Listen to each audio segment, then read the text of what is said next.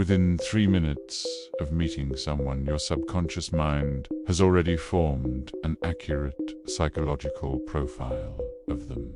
The problem is most people never learn how to access it. Reading people is not a superpower, it is a skill.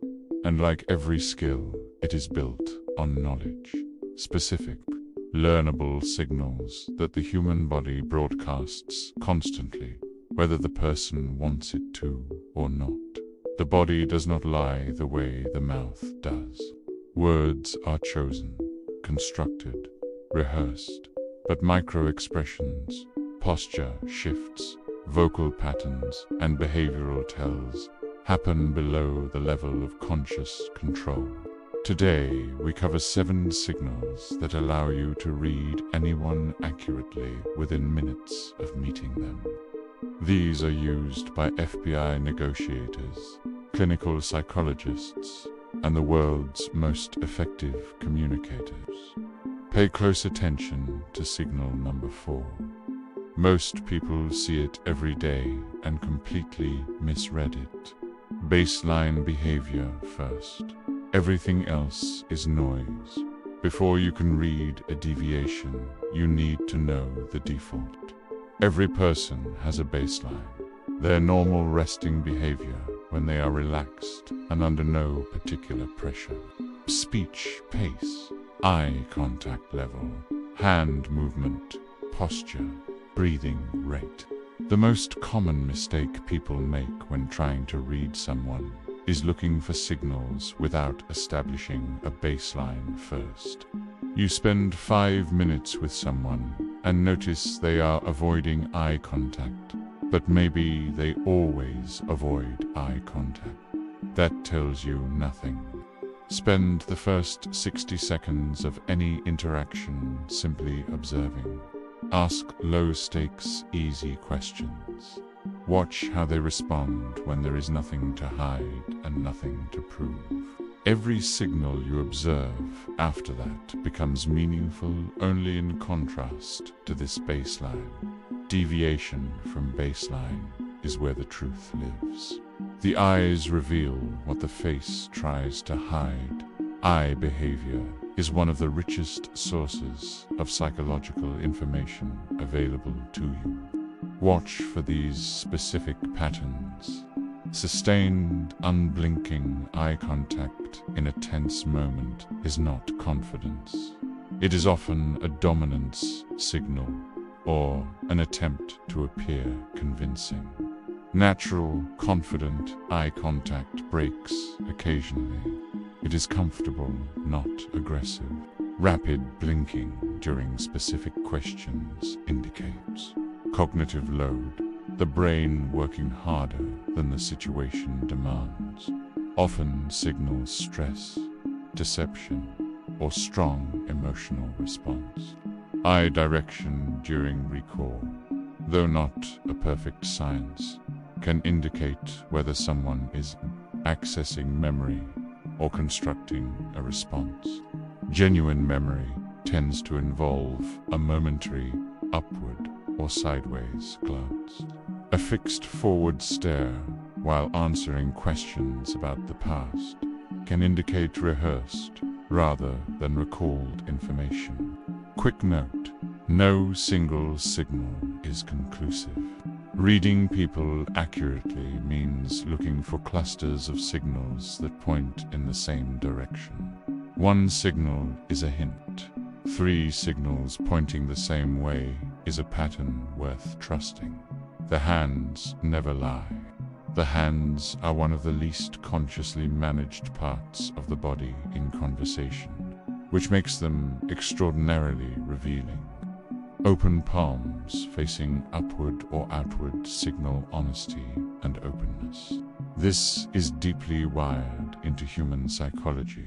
Showing your palms historically meant showing you carried no weapon.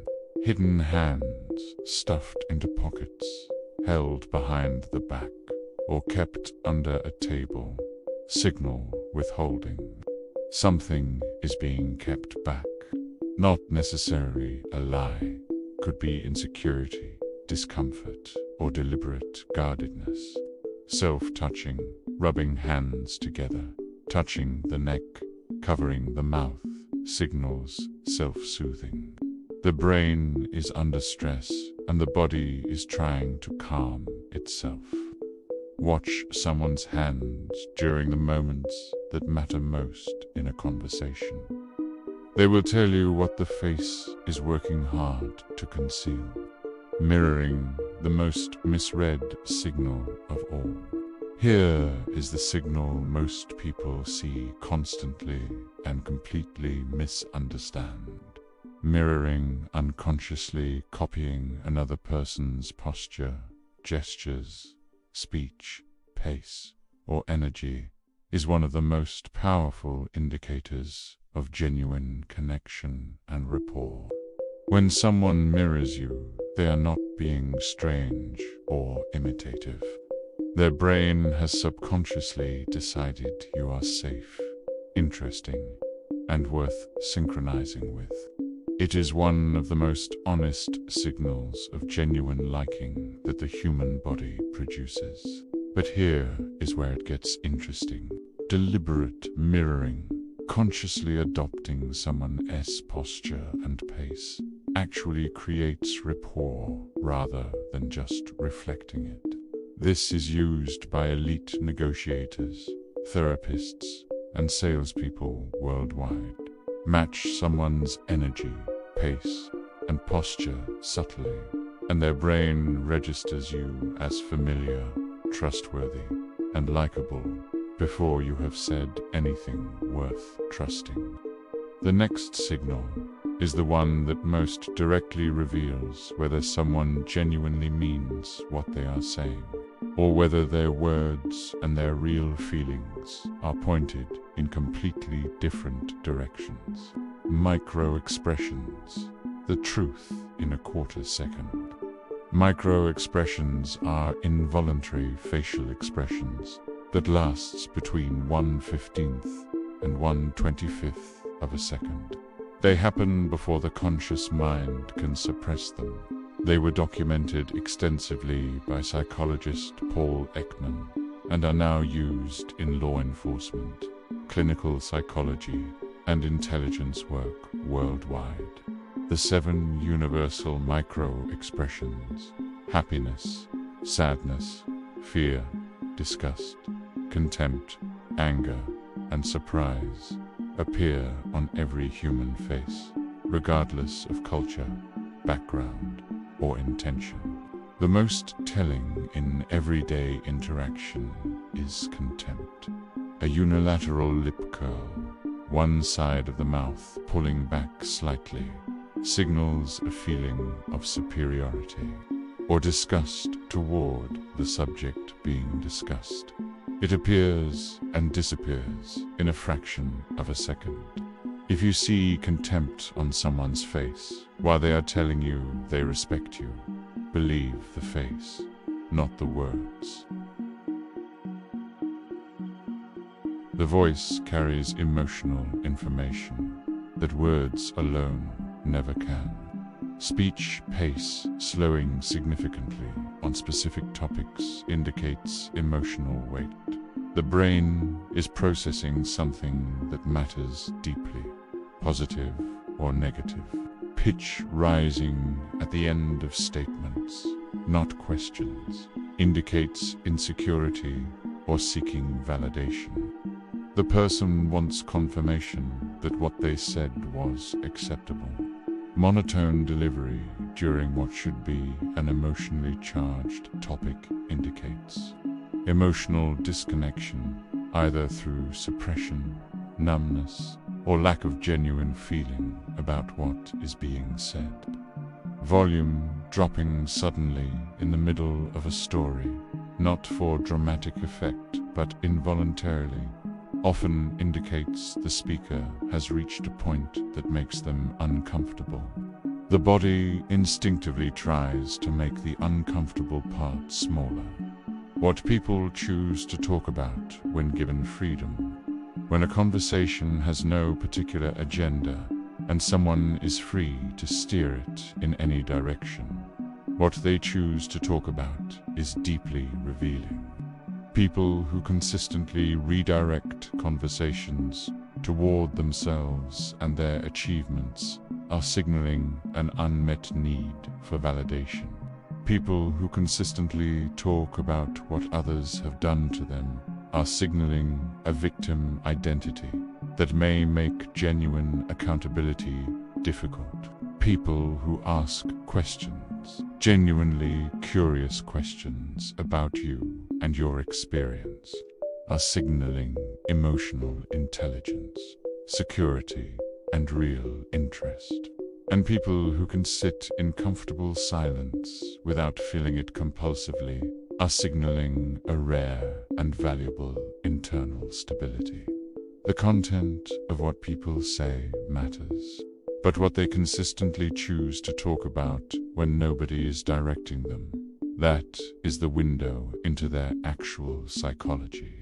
Here is how to apply all of this immediately. In your next significant conversation, slow down. Most people are so busy thinking about what they will say next that they observe almost nothing. Establish baseline in the first 60 seconds. Low-stakes questions, relaxed observation. Then watch for clusters. One signal means little. 3 signals in the same direction means pay attention. Trust your instincts when signals conflict with words. Your subconscious is processing far more information than your conscious mind can track. And use mirroring deliberately. Match pace, energy, and posture subtly. And watch how quickly the conversation deepens. Reading people is not about suspicion. It is about genuine understanding. The better you read people, the more compassionately and effectively you can connect with them. The greatest communicators in history were not great talkers. They were great observers. They made people feel deeply seen because they actually were seeing deeply. They noticed what others missed. They responded to what was actually happening, not just what was being said. That skill is available to you. It starts with slowing down, paying attention, and trusting what you observe. Tomorrow we go into one of the most requested topics on this channel, the dark triad. How to identify the 3 most dangerous personality types and how they specifically choose who to target. Subscribe to Unfolding Minds and share this with someone who needs to see people more clearly.